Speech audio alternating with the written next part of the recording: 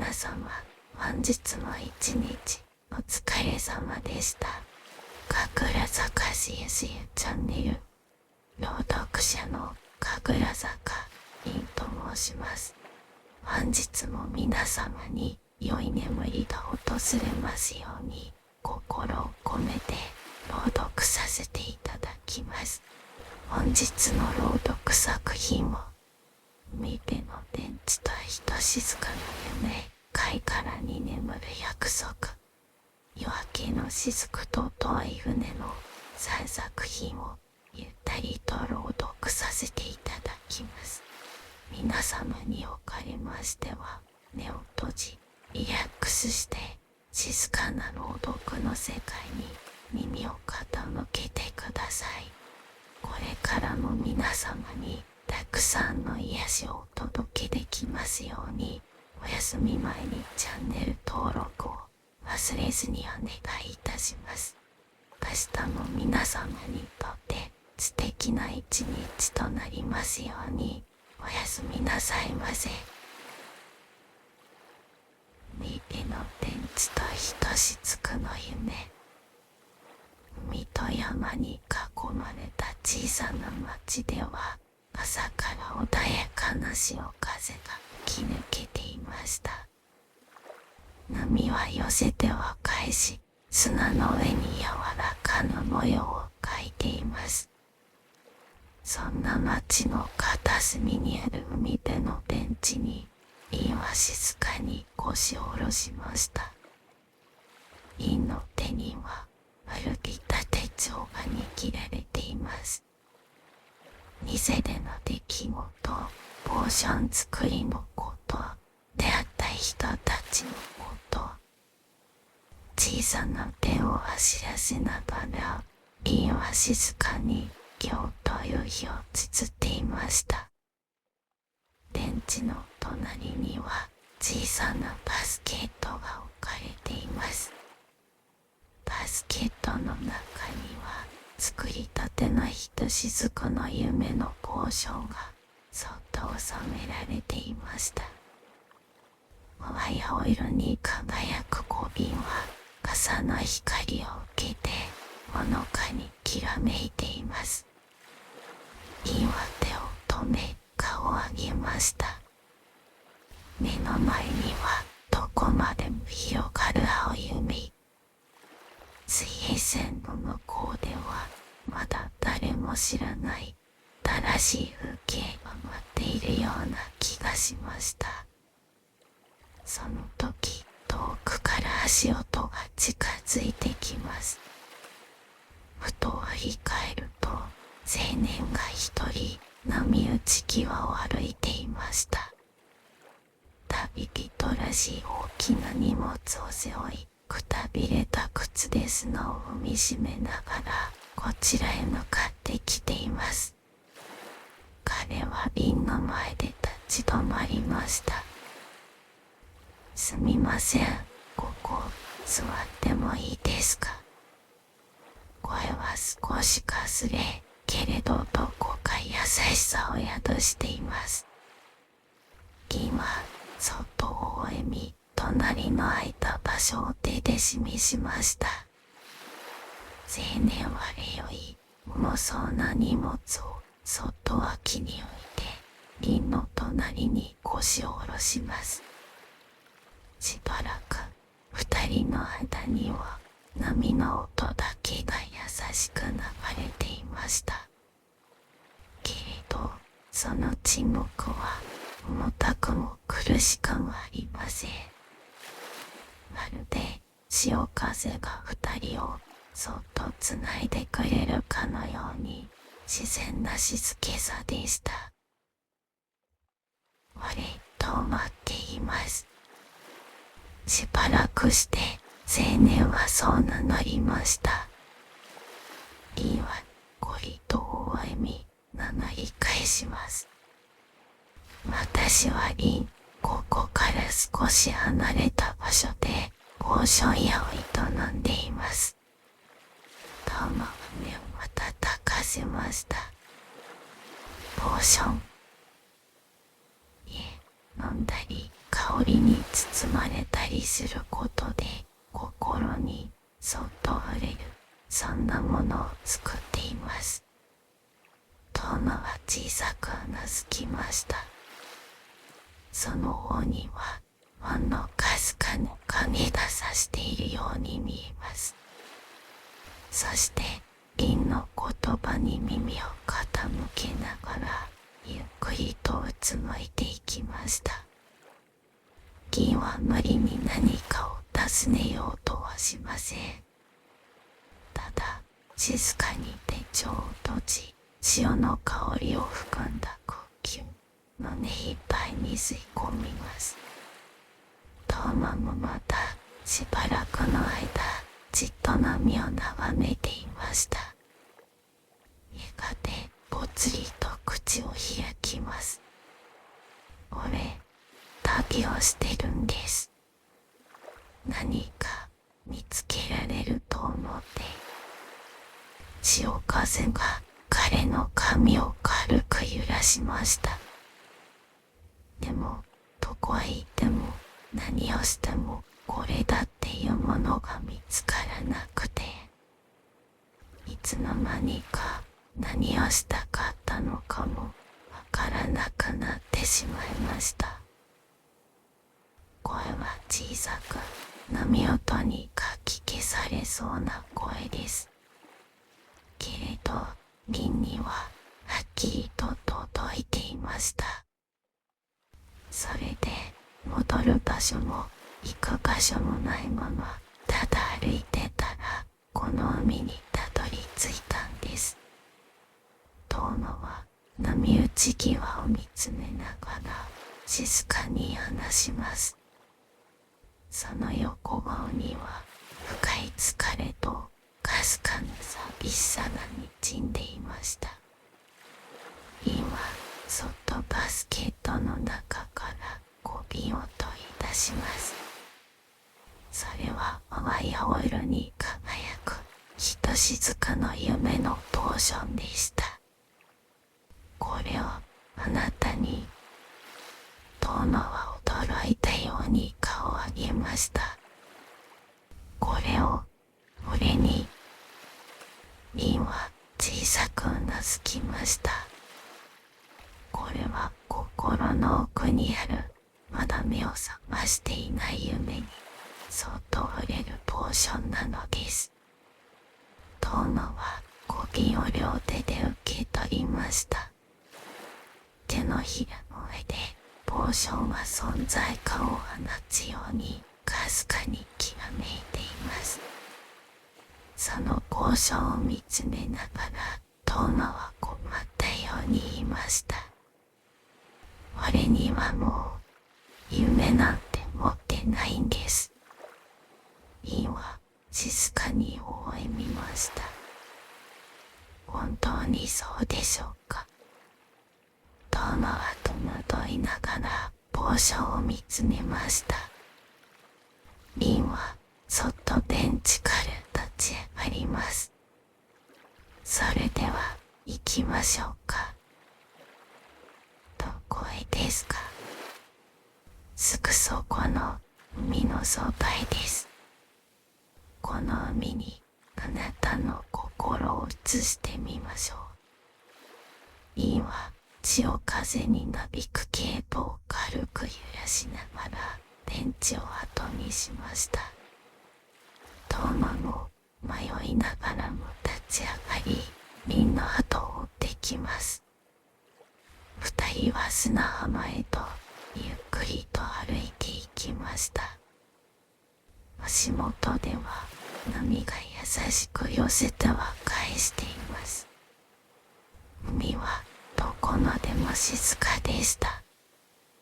けれどそこには確かに目には見えないような命のうねりがあります。リンは波打ち際に立ちそっと振り返りました。ポーションを一滴だけ海に垂らしてみてください。トーマは銀に言われるがままためらいながらも小瓶の背を受けました。そしてそっと一滴だけ見えたらします。青い光の雫はそっと波に溶けていきました。次第に青い光の雫はほんのわずかずつ変化するように変わっていきます。青が少しだけ柔らかく透明と、すると潮風が二人の髪を撫でました。トーマは思わず目を閉じます。その胸の奥にかすかな震えが広がるのを感じました。それは忘れていた何か、小さな憧れ、幼い頃空を見上げて感じたときめき、それらが胸の奥でそっと目を覚まそうとしていました。トーマはゆっくりと目を開けます。目の前には変わらず広がる果てしない海。けれどその景色はさっきよりも少しだけ優しく見えました。インはそんなトーマを見ながら穏やかに微笑んでいます。あなたの夢はどこにも消えてなんかいないのです。トーマはそっと胸に手を当てました。小さな鼓動が確かにそこにあります。まだ何かできるかもしれない。まだ何かを見つけられるかもしれない。そんな思いが心の奥から静かに芽吹こうとしていました。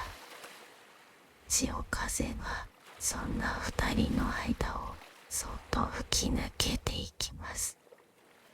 傘の光が海面を柔らかく照らし、そっと揺れていました。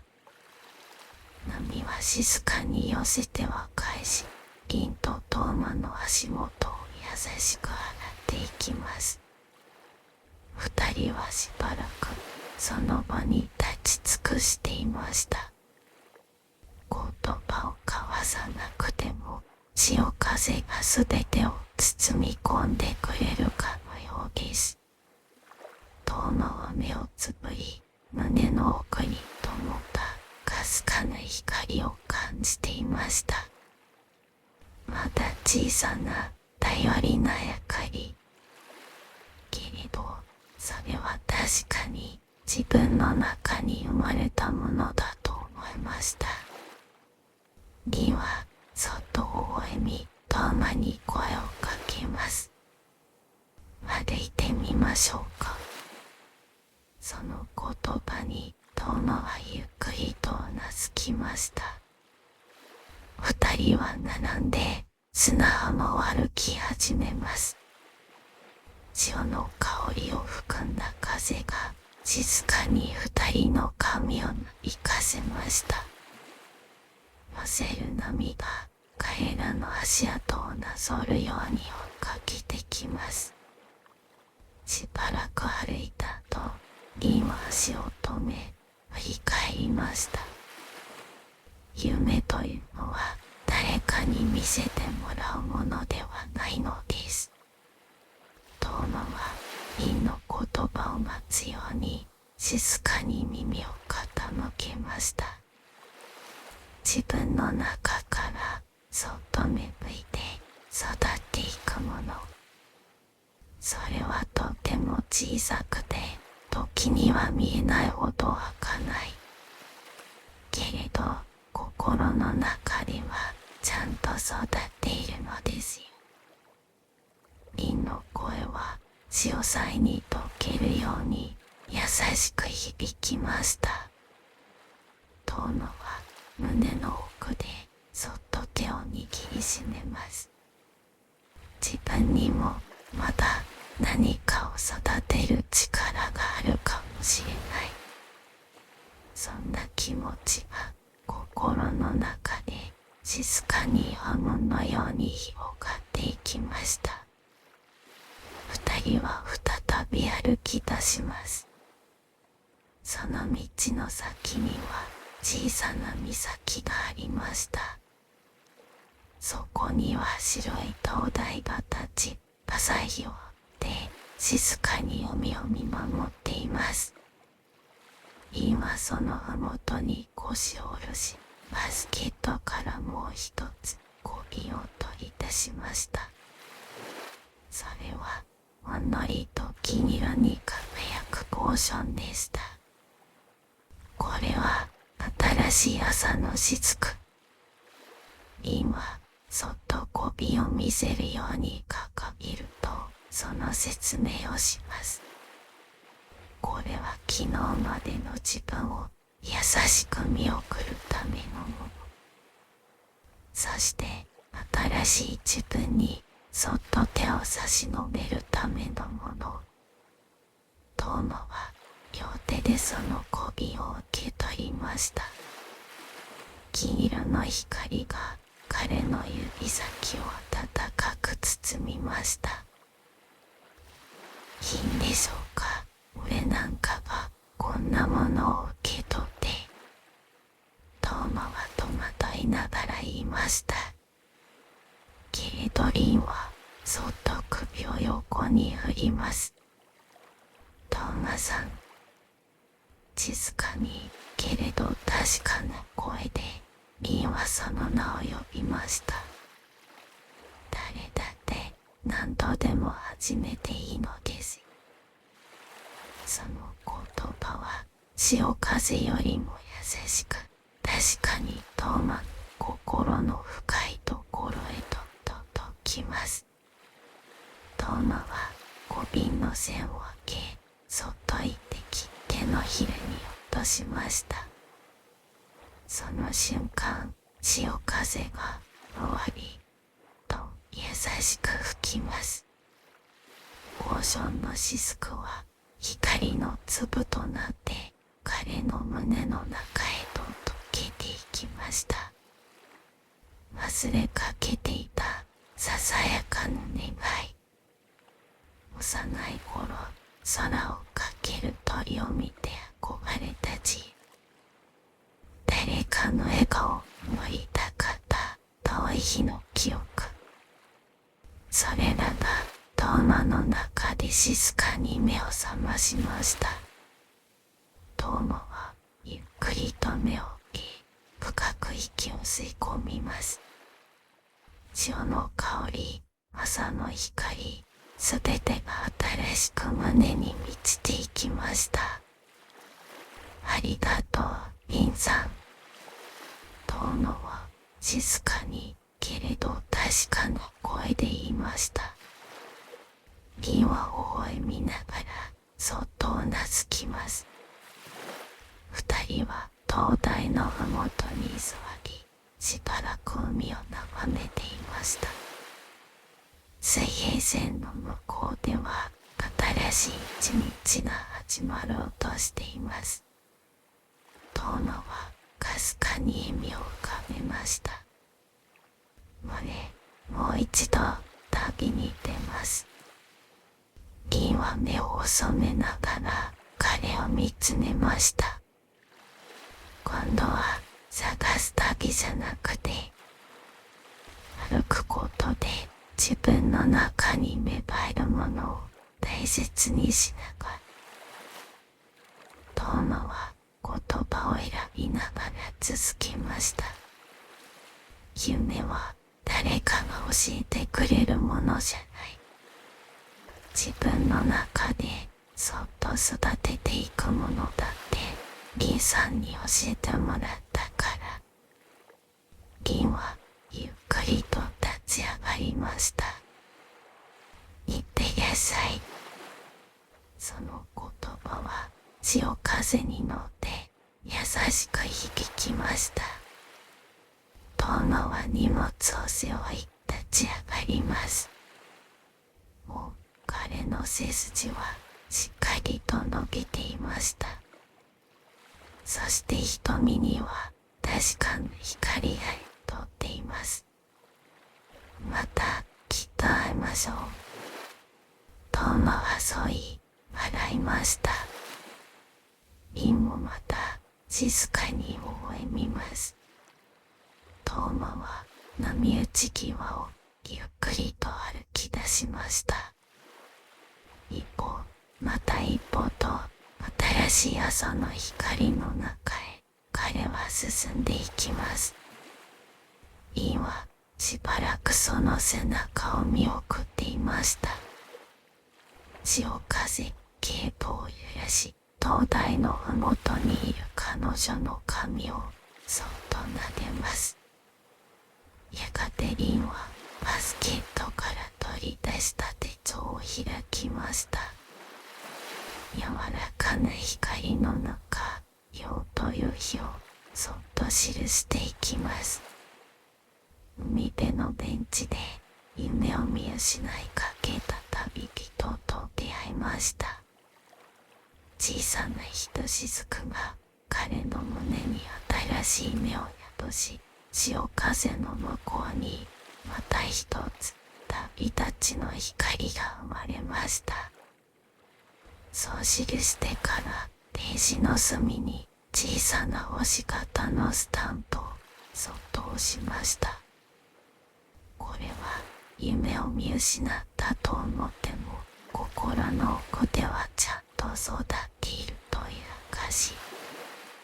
リンは手帳を閉じ、海に向かってそっと微笑みました。どこまでも続く海と空。旅立ったトーマの未来がどうか優しい光に包まれますように。リンは静かに目を閉じ、潮風の中でそっと祈ります。その祈りは風に乗って波の音と溶け合い、空の彼方へと消えていきました。やがてリンはそっと目を開けます。まっすぐに広がる海と空を見つめながら、今日の景色を静かに心に焼き付けました。朝日がゆっくりと昇っていきます。世界はまた新しい一日を迎え、優しく静かに輝き始めるのでした。貝殻に眠る約束。初夏の風が街を抜け、海に向かって吹き抜けていました。その街の外れにひそりと佇む帽子やしうるしく。リンは今日も朝の支度を終えると棚に並ぶ小瓶を一つ一つ確かめていきます。棚には色とりどりのポーションが静かに眠っていました。リンはそんな中から一本のポーションを手に取り、光にかざします。そろそろ海の気配も変わる頃ですね。軽く草色の蛍光と整え、バスケットと白い帽子を手に取ると、店の扉をそっと開けました。草の香りを運ぶ風が顔に心地よく触れます。今日は浜辺へ向かう日。星降る雫には森や山の恵みだけでなく、海の贈り物も時には必要なのです。坂道を下ると目の前にパッと広がる光景。白い砂浜とどこまでも続く青い海。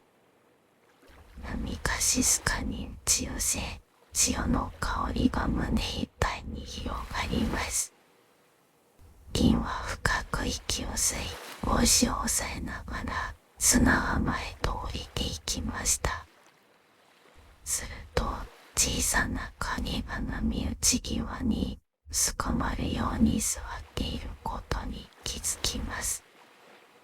それは小さな少女で、淡いピンク色のワンピースを着て肩を震わせて泣いていました。近づくと少女の手には割れた貝殻のネックレスが入れれています。指先は砂で汚れていました。どうしたのですか？リンはしゃがんで声をかけます。少女はびっくりと顔を上げ、涙に濡れた目でこちらを見ました。そして途切れ途切れに話し始めます。これ、お母さんと約束したの。ずっと大事にするって。なのに割れちゃったの。少女の名前はアミ。お母さんと一緒に作った世界でたった一つのネックレスだったと言います。だけど遊んでいるうちに手が滑って割れてしまったのだと。アミの目からまたボロボロと涙がこぼれました。銀はそっと微笑みます。そして自分のバスケットから小さな布を取り出し、アミの手のひらを優しく包みました。思い出は割れたり壊れたりしても決してなくならないのですよ。でも、お母さんとの約束も、アミは言葉を飲み込みました。その瞳には深い悲しみが映っています。リンはそっとアミの肩に手を添えました。そのぬくもりが言葉よりも優しく少女の心に寄り添います。それからそっと立ち上がり、目を細めて海を見渡しました。潮風に何かを感じ取るように。待っていてくださいね、アミちゃん。今特別なポーションを作りますから。ポーション。アミは不安そうに首をかしげました。リンは優しくうなずくと手早く材料を取り出します。小瓶に入った潮騒の雫、細かな星砂、月の光を一滴。リンはゆっくりとした手つきで調合を始めます。波の音、潮の香り、温かい思い出の気配。それらを一つに束ねるように、リンは祈りを込めてポーションを作ります。やがて透き通った水色の雫が小瓶の中に生まれました。それは静かにキラキラと輝きながら心に優しい音を響かせています。これは思い出の雫、大切なものを心の中でもう一度輝かせるためのポーションなのです。リンは波に微笑みかけ、小瓶をそっと差し出しました。この雫を貝殻にそっとかけてみてください。アミはポーションを恐る恐る受け取りました。震える手で小瓶から一滴貝殻へと垂らします。するとひび割れた貝殻が柔らかな光を帯び始めました。割れていたところが薄く優しい虹色の輝きで満たされていきます。小さなかけらたちは光に溶けるようにゆっくりと溶け合いました。その光景は美しく、まるで魔法のようです。神は目を見開きました。そして口元を押さえながらゴロゴロと今度は血だ涙を流しました。かい。海は光る階段をそっと胸に抱きしめます。そこにはもう痛みではなく優しい思いだけが残っていました。イはそっと網の頭に手を置きます。大丈夫ですよ。約束はちゃんとあなたの心に生きているのだから。網は泣きながら何度もうなずきます。海は変わらず優しい音を立てていました。砂浜を渡る風はどこか甘く柔らかい。網は顔を上げ、瓶に小さく笑いかけました。ありがとう、お姉さん。その声は少しだけ力強くなったように感じられました。そして二人はゆっくりと浜辺を歩き始めます。夏の光がキラキラと降り注ぐ中を網とリンは浜辺をゆっくり歩いていました。網の手には光を帯びた貝殻のネックレスがそっと握られています。まだ小さなその背中はどこか頼もしく少しだけ大きくなったように見えました。波打ち際を歩くたび足元に白い泡が寄せては返していきます。潮風は心地よく二人を包む空気は柔らかに流れていました。ねえ、お姉さん。海が少し照れくさそうに口を開きました。このネックレス、割れたまんまだったのに、あったかい光で包まれて、なんだかお母さんにまた会えたみたいな気持ちになったよ。リンはにこりと微笑みました。思い出は姿が変わってもちゃんと心の中で生きているのですよ。神は大きな瞳でこちらを見上げ、ごくんとうなずきました。ねえ、姉さんはどうしてこんなことができるの？少し戸惑いながら尋ねる網に、銀は静かに闇を見つめました。私はずっと昔、たくさんの旅をしていました。風に吹かれ、森を越え、夜空の星を数えながら、いろんな人と出会って、いろんな別れも経験した。その中で知ったのです。人はみんな目には見えない涙や忘れられた記憶を静かに抱えて生きているということ。そこで一旦話を区切り、銀は網を見ます。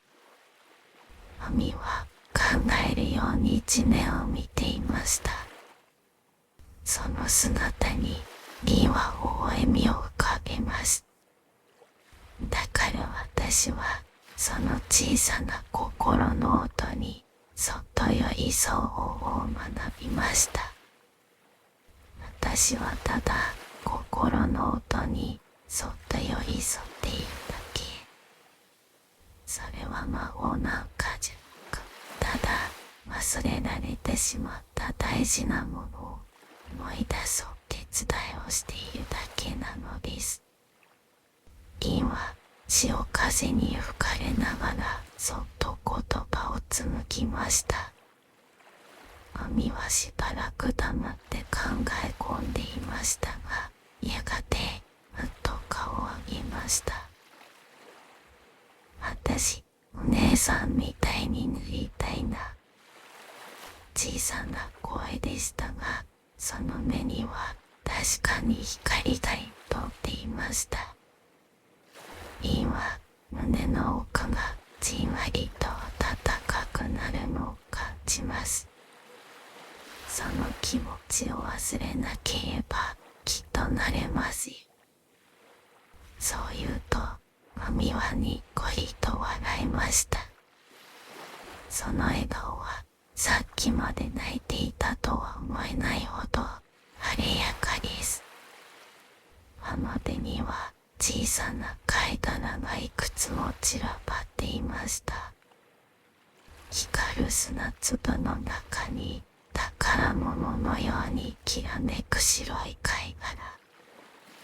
神はしゃがみ込み、小さな手で貝殻を拾い集め始めました。これ、集めたらお母さんにお手紙を書こうかな。今でも大事にしてるよって。それはとてもいい考えですね。ビンは微笑みながら貝殻を集めるハミの姿をそっと見守ります。ふと空を見上げると淡い雲の間から光が差し込んでいました。海はその光を反射してキラキラと輝いています。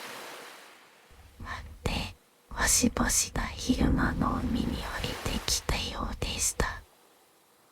星々はいつまでも変わらず瞬くか。インは心の中でつぶやきました。たとえ離れた場所にいても、たとえ時が経っても、本当に大切なものはきっと消えずに輝き続ける。そんな確信が潮風とともに胸の中に広がっていきます。マミは拾った小さな貝殻を3つに分けました。一つはお母さんに、もう一つはお姉さんに、最後の一つは私が持ってるね。そう言って貝殻を持った手をそっと差し出しました。銀は微笑みながら宝物を受け取るかのように優しく受け取ります。マミはキラキラと笑いました。その瞳にはもう涙の跡はありません。二人は並んで砂浜を歩き続けました。干せる波の音に耳を傾けながら、優しい初夏の海に抱かれながら、日が傾き始める頃、銀はそっと網に話しかけました。そろそろ帰りましょうか。お母さんもきっと待っていますよ。網は名残惜しそうに海を振り返ります。しかし手の中の貝殻をぎゅっと握りしめると、しっかりとうなずきました。私ちゃんと伝える。大事な約束忘れてないって。銀は柔らかく微笑みました。そして二人は並んでゆっくりと町への道を歩き始めます。背中に降り注ぐ初夏の光はまるで祝福のように暖かく感じられました。帰り道、リンはそっと手帳を取り出します。そして歩きながらそっと記録を書き留めました。今日は浜辺でマミちゃんと出会いました。壊れた貝殻のネックレスに思い出のシスコを届けます。彼女は涙の後に温かな思いを取り戻しました。きっとこれからも彼女は大切なものを胸に歩いていけるでしょう。そしてページの隅に小さな星型のスタンプをそっと押しました。それは約束は消えずに心の中で生き続けるという歌詞。書き終えたリンは手帳を閉じ、そっと空を見上げます。やがて町の小道が見えてきました。マミはまたねと大きく手を振って家路へと駆け出していきます。その背中は潮風に揺れながら初夏の光の中へと溶けていきました。リンはゆっくりと深呼吸をします。胸いっぱいに海の香りと静かな達成感は広がっていきました。ポーションや星降る雫はもう夕暮れを迎えています。丸い窓から差し込む光も少しずつ茜色に染まり始めていました。リンは店の扉を静かに開きます。今日という一日を心にそっと刻みながら、心の中で今日出会った網の未来をそっと祈りました。星々はいつまでも変わらず瞬きます。たとえ日の光でその姿は目に見えなくても、けれどそれだけでいいのです。そう信じる誰かの心にそっと寄り添えるのなら、今日という日が静かに終わり、夜空には一番星が優しく瞬き始めていました。夜明けるしつくと遠いね。夜の港は波音だけが静かに響いていました。すぐ森の空の下、海は黒く静まり、遠くに灯台の明かりだけがかすかに瞬いています。インは草色のケープの端をそっと押さえながら港へと続く道を歩いていました。手には小さな銀が一つ。そこには淡く青い光を宿した鉱床、夜明けの雫が揺れていました。今夜銀が訪れた理由は一つ。この港で働く若者ゴラに会うためです。彼のことは星降る雫の常連客から聞いていました。最近ゴルンがぼんやり夢を見つめていて、夜も眠れていないらしい。何かを待っているようだけど誰にも話さないんだ。町の人たちはとても心配そうでした。けれど誰も無理に問いただすことはしません。そういう時は星降る静かな銀さん頼ろう。それがこの小さな町の優しいやり方でもありました。銀はそっと港の盾へ向かいました。そこに一人座り込んでいる影が見えます。それはゴルンでした。潮風に髪をなびかせ、じっと遠くの海を見つめています。その瞳は暗い海と同じように深く、とても寂しげでした。銀は足を通し伸ばせて近づき、隣に腰を下ろします。こんばんは、ゴルンさん。小さな声でリンが言うと、ゴルンはゆっくりこちらを向きました。驚いた様子の中、ただ静かにうなずきます。こんばんは、リンさん。それきり二人の間にしばらく秀才だけが流れます。今心をせかすことなく、ただ一緒に海を見つめ続けました。やがてコルンがぽつりと口を開きます。俺、待ってるんです。インは小さく首をかしげました。誰をですか？コルンは一つうなずき答えます。網の向こうにいた兄貴を。その声には幼い頃の憧れと今の孤独がないまぜになってにじんでいました。小さい頃、兄貴は船に乗って遠くへ行ったんです。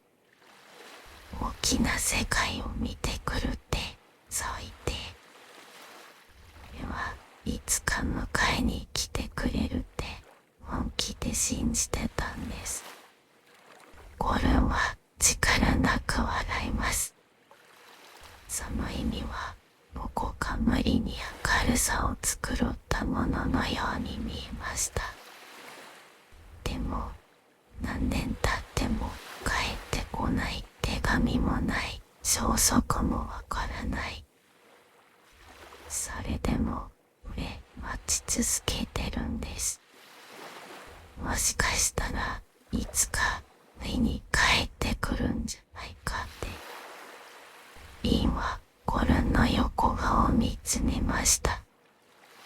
潮風にさらされながらもまっすぐに海を見つめ続けるその姿はあまりにも痛々しく、そして眩しかも思えました。インはそっと手に持った小瓶を差し出します。これは夜明けの雫です。その淡く青い光を宿した帽子を見て、コルンは小さく目を見張りました。夜明けの。インはそっとうなずきました。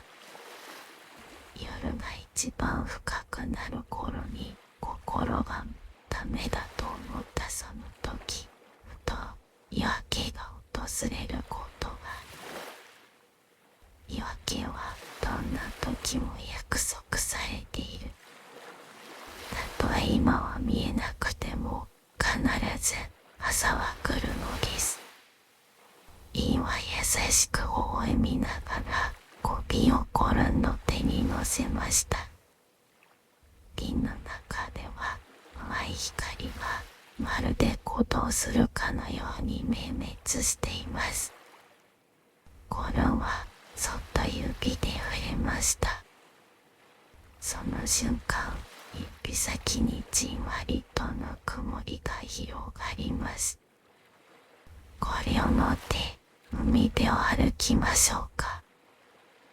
銀はそう言って立ち上がりました。コルンもそれを追うようにゆっくりと立ち上がります。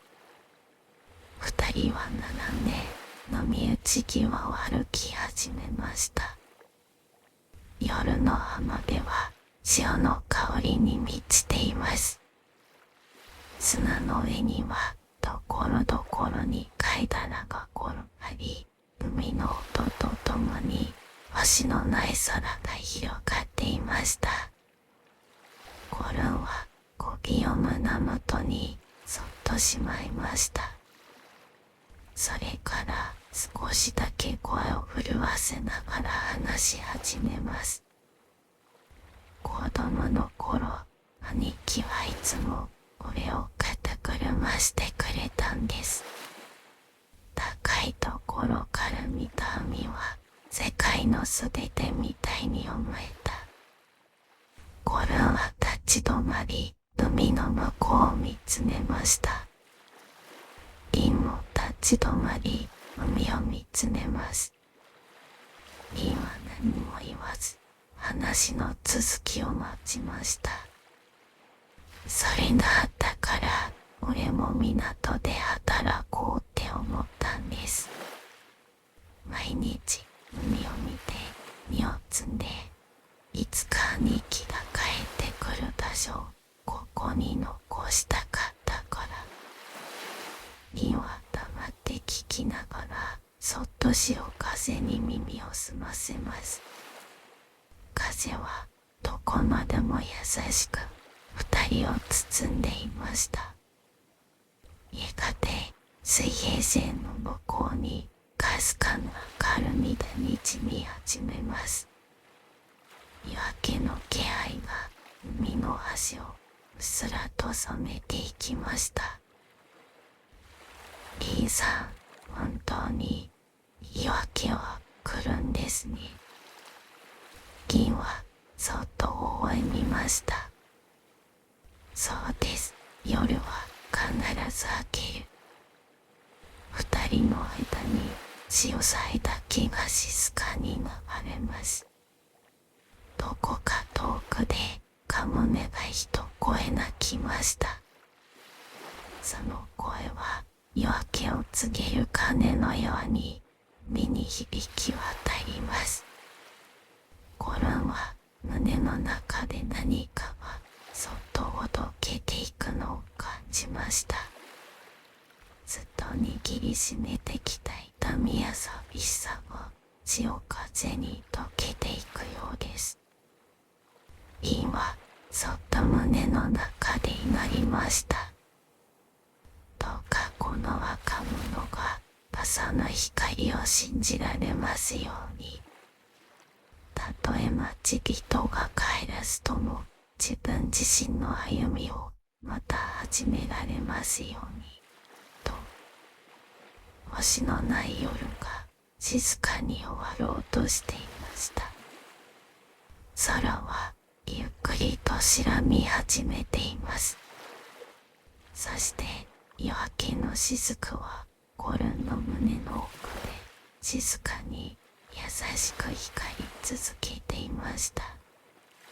水平線がほんのりと白に染まり始めます。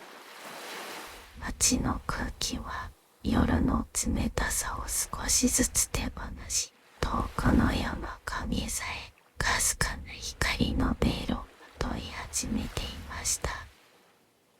銀とコルンは波打ち際をゆっくりと歩いています。コルンは胸の中にしまった小瓶、夜明けの雫をそっと確かめながら言葉を探していました。俺、本当は分かってたんです。コルンの声は潮風に溶けるようにかすかなものでした。兄貴はもう多分帰ってこないって。銀は黙って耳を傾けていました。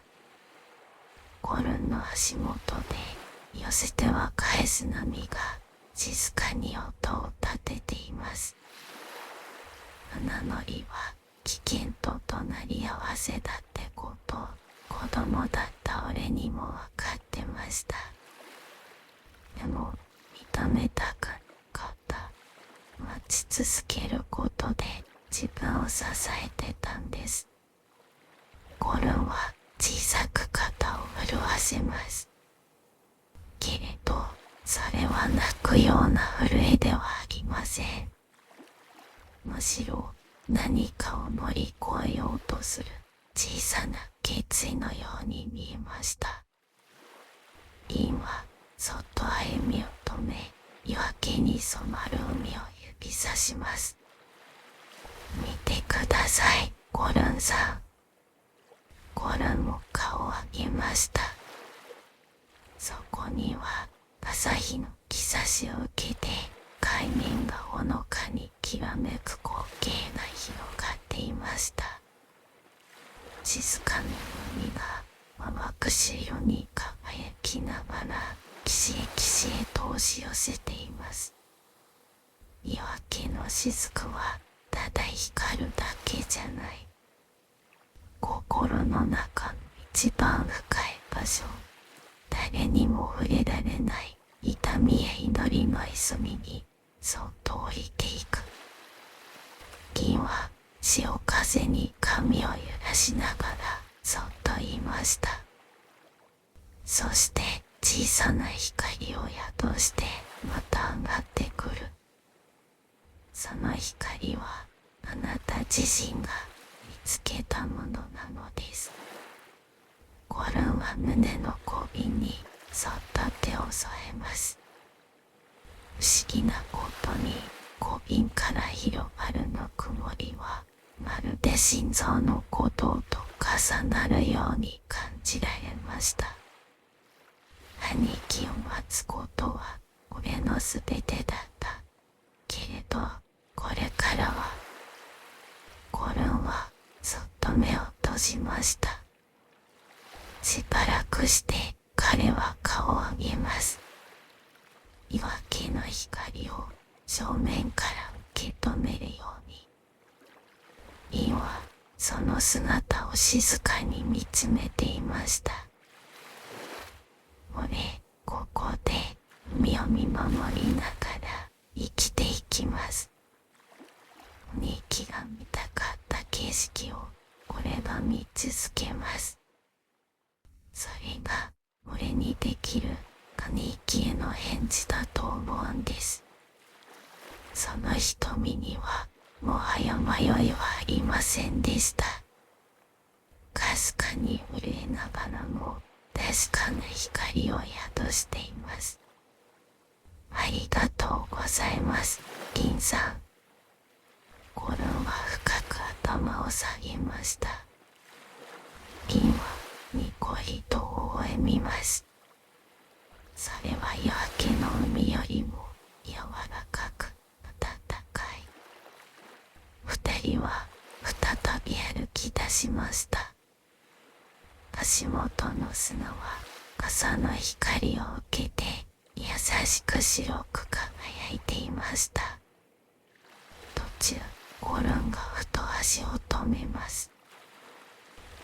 あれ、なんだろう。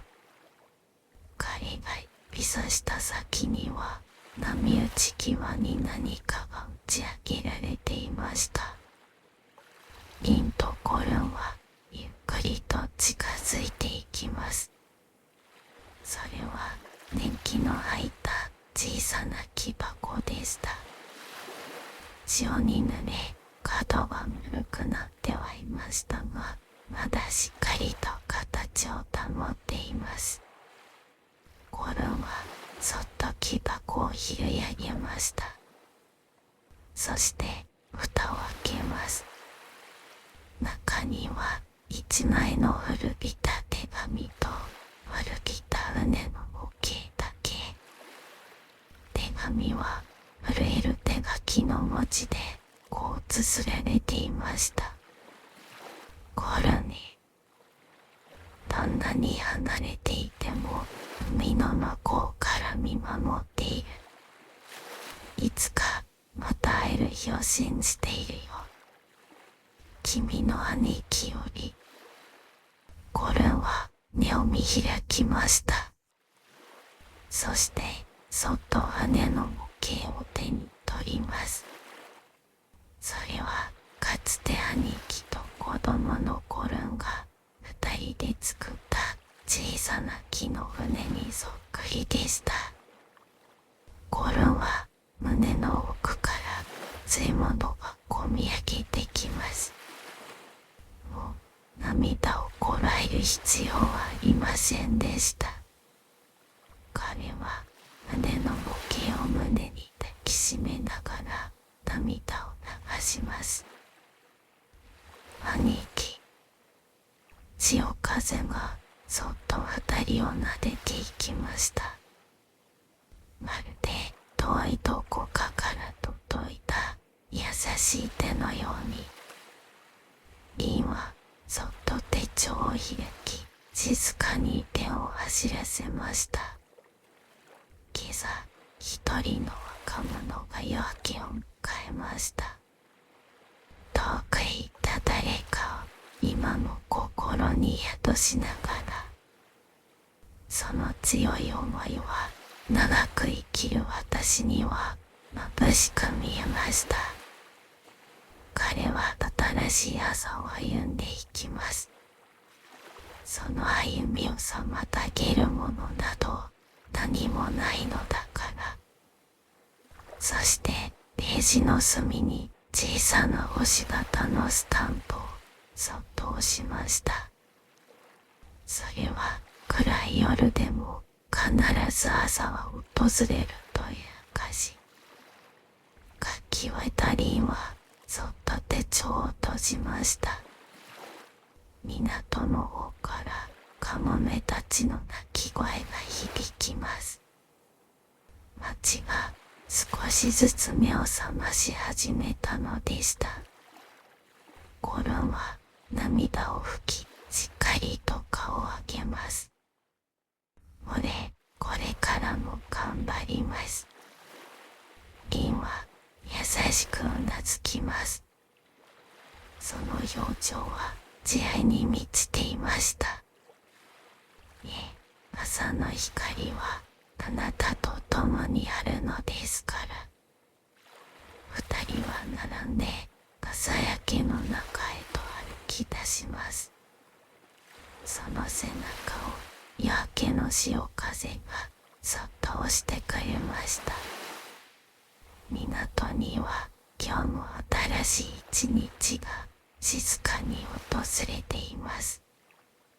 そして夜明けの雫が灯した光はこれからもコルンの心で静かにけれど確かに光り続けていくのでしょう。ご清聴ありがとうございました。すでに眠りに疲れていれば幸いですが、まだご覧いただいている方はおられますか？